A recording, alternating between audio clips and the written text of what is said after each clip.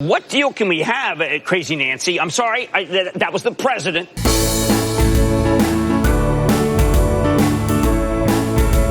What deal can we have, Crazy Nancy? I'm sorry, that was the president.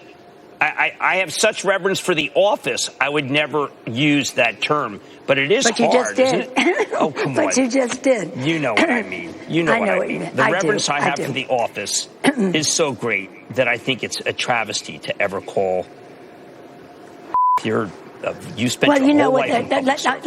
He calls other people crazy because he knows he is. He complains about this, that, and the other thing because he knows his own shortcomings. He's a master of projection.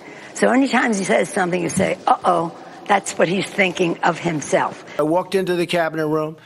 You had the group, Crying Chuck, Crazy Nancy. I tell you what, I've been watching her, and I have been watching her for a long period of time. She's not the same person. She's lost it. Crazy Nancy. Think of that. That Crazy Nancy. She is crazy.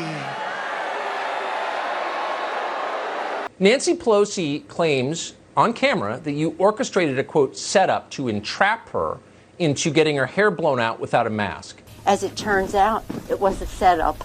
So I take responsibility for falling for a setup. I think that that this salon owes me an apology. She says she understood that the restrictions allowed a one-on-one appointment in salons. What do you make of that?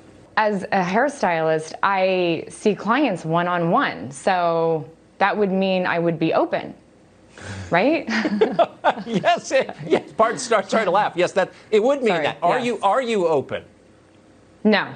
If the salon is saying that we're able to do this, and they're not, then they should not have said that, and they should not have been open for me to go there. I just thought about, my staff and people not being able to work and make money and provide for their families. And if she's in there comfortably without a mask and feeling safe, then why are we shut down? Why am I not able to have clients come in?